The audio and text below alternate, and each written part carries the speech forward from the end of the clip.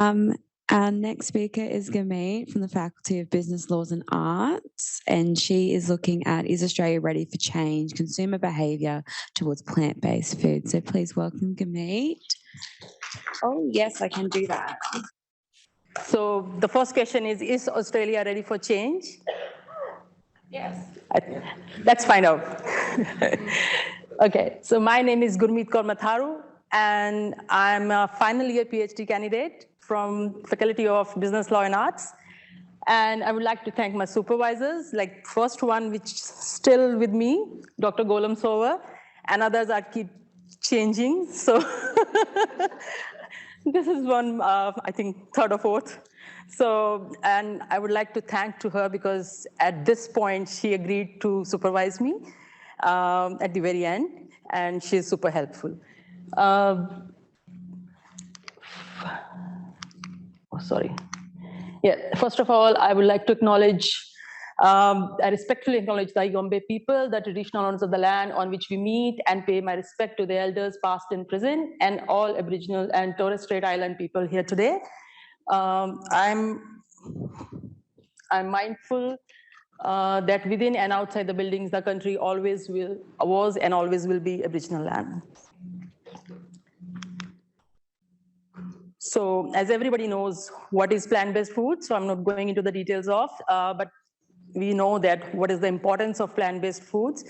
It basically reduces like environmental impacts, and it has lots of nutrition. So it has all the nutritional dietary benefits, got fiber, low in cholesterol. And so overall, you can say that it has all the dietary benefits and nutritional benefits, and of course, it's affordable than meat-based foods, so it leads to economic savings.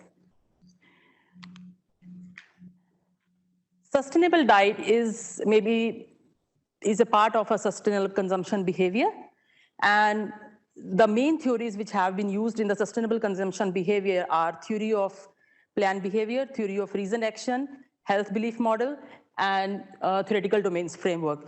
After looking at the benefits and drawbacks of all these theories, I end up with theoretical domains framework, and particularly the Combi model. As you can see in this picture, the Combi model is at the center of the behavior change wheel, and which shows that capability, opportunity, and motivation are the indispensable sources of behavior. And in the yellow, outside the yellow circle, there are theoretical domains, like 13 TDF domains, which I have studied in my thesis. And another, after like looking at the literature, I found that there is a lack of studies which compares the different consumer dietary types, such as vegetarians, lacto-vegetarians, flexitarians, omnivores. So basically there are studies which have studied 3, 4, maximum 5, but not 7. So, and I looked at the comparison. So after going through the literature, I found these gaps in the literature, that there is a lack of overarching theoretical framework which has studied the consumer behavior towards plant-based foods in an Australian context. And second is, there is a lack of study of factors, like a wide variety of factors influencing the consumer behavior towards plant-based foods. Third is lack of study of comparison of different consumer dietary types in the context of plant-based foods.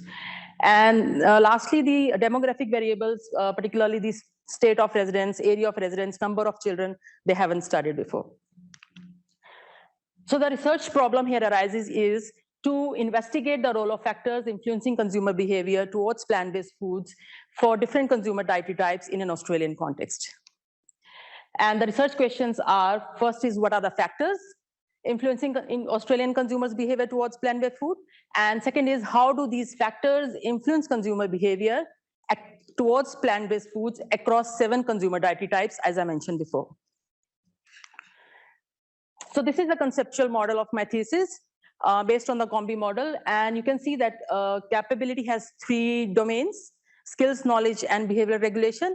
And motivation has 7: self-identity, emotions, intentions, optimism, belief about consequences, and reinforcement. And opportunity has 2: environment, context, and resources, and social influences from family and friends. So these are my 1, 2, and 3 hypotheses. And then we have a hypothesis which studies the relation between whether capability influences behavior, motivation influences behavior, and opportunity influences behavior.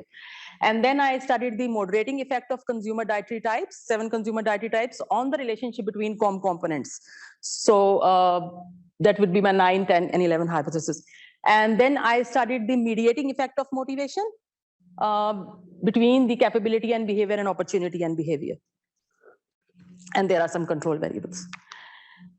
So the methodology I used was quantitative approach. I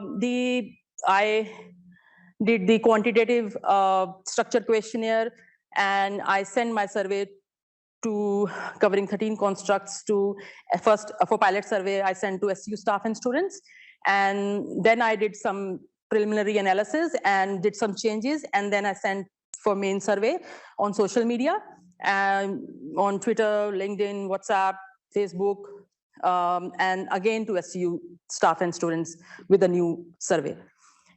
So after data cleaning, I end up with 825 sample size, which I analyzed, and I did the structure equation modeling using SPSS and NMO software. And I also did the FSQC analysis, which is another layer of analysis. So FSQCA is fuzzy set qualitative comparative analysis. I'm not going to give those results because of time limitations, but anybody, if would like to interest in this analysis, can contact me. So here is the reliability. I checked the reliability through Convex Alpha, and I found that all the 13 variables was above 0.80, which is a very good reliability. And then I checked the correlation. So the correlation, I found all 13 variables are positively highly correlated, except the optimism. And we knew before that optimism might be a problem, because optimism doesn't have appliance-based items in their scales, because the items were like, I'm optimistic about the future. So that's why I think it's not correlated with other, but still there are some. And then this is a structure equation model for my thesis. It's a little complicated. So this is the simplest graphical representation of my model. As you can see that all the 11 hypotheses are positively and significantly correlated, influencing all the hypotheses. The only I can't show, because I did moderation analysis using process macro, which is not in the SEM. So in the SEM, everything is all good, but in moderation, I found that there is a moderating effect for capability and behavior for vegans, but not for vegans, sorry, there is no moderating effect for vegans, but there are effects in other categories. Because when I did deeper, I did the slope analysis, then I found this. And similarly for motivation and behavior, again, there is no moderating effect for vegans, but there are effects in other categories.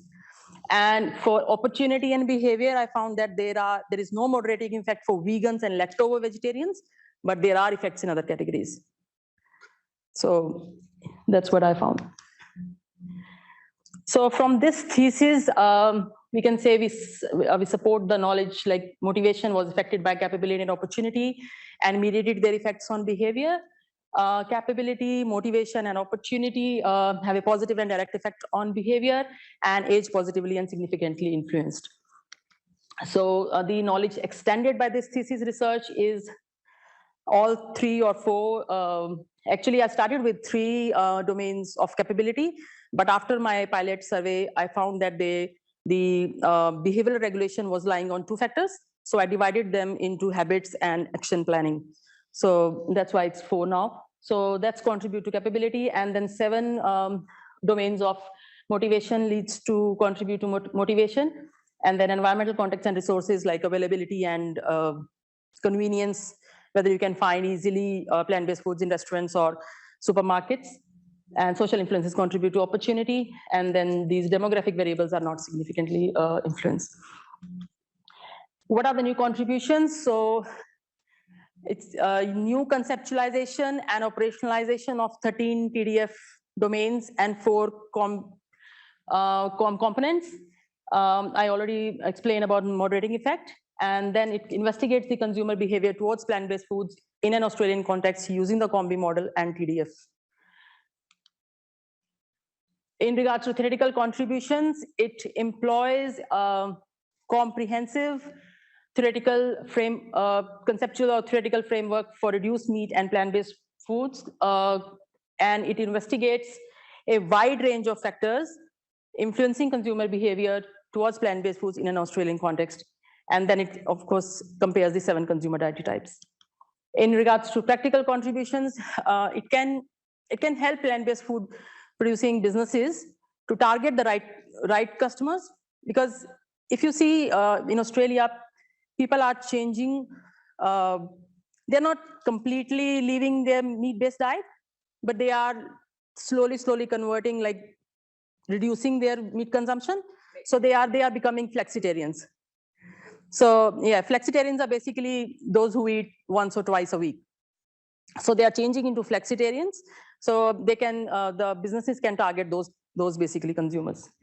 And it helps the marketers put more emphasis on health benefits and of plant-based foods, and it can educate the general public about the animal cruelty, animal suffering, and climate change. And then policymakers could develop the educational, you can say, trainings or workshops in schools, colleges, or universities, and especially target the vegans, vegetarians, and flexitarians. So can we say, is Australia ready for change? I hope so. Yeah, so Australia. Thank you. I'm on time?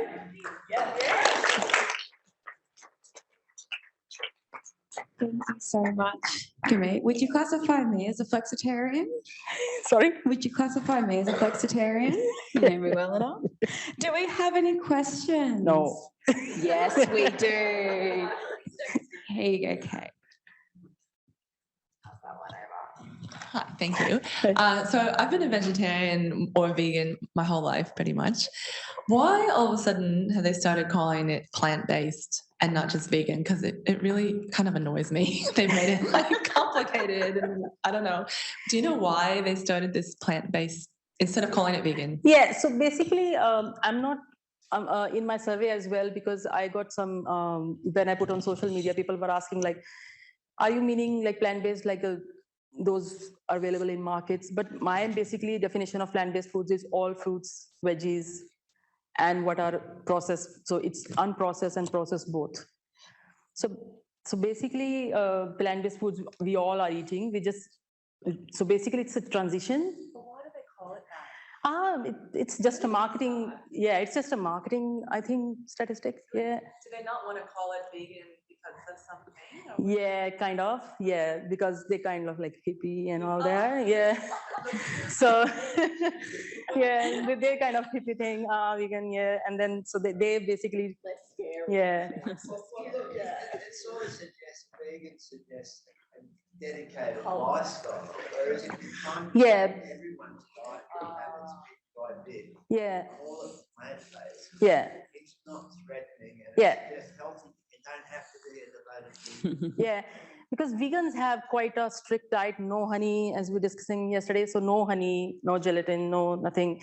So that's why I found that moderating effect negative for vegans, insignificant, because if in regards to capability, suppose, so skills, knowledge, because of the strictness of the vegan diet, they might not have that skills and knowledge to prepare.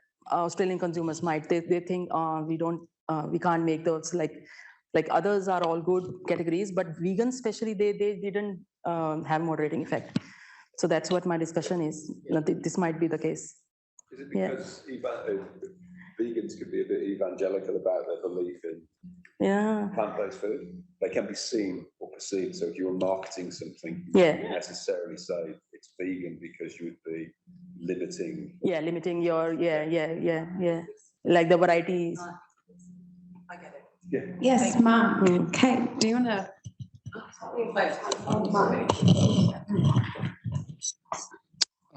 Good. I just wanted to say thank you. It was really interesting. Thank you. Your diagram and analysis diagram, it's like a spaceship. It's like, where am I going? It's just It took me amazing, right? ages to do that. Yeah, I can see the I know. detail and the rapid fire going on. Yeah, I must mention the name of my Sri Lankan friend. So who did PhD from here, CU, and then he went back to Sri Lanka. He's teaching there. And so he basically helped me with the structure equation modeling and the FSQCA. And and because he is busy all day, so he got free at 7:30. So we basically have all the training classes at 12 midnight here, because 7:30 Sri Lankan is 12 here. Oh. And for 2 hours. And for 2 hours. And yeah, so that's my that's how I did my analysis. So I was in block it in, I guess. So anyway, it was really interesting. So Yeah, you know, it's thanks so quite, much. because I didn't have any idea about structure equation model. It's little typical, and the new one is totally different. FSQCA, yeah. So thanks to him.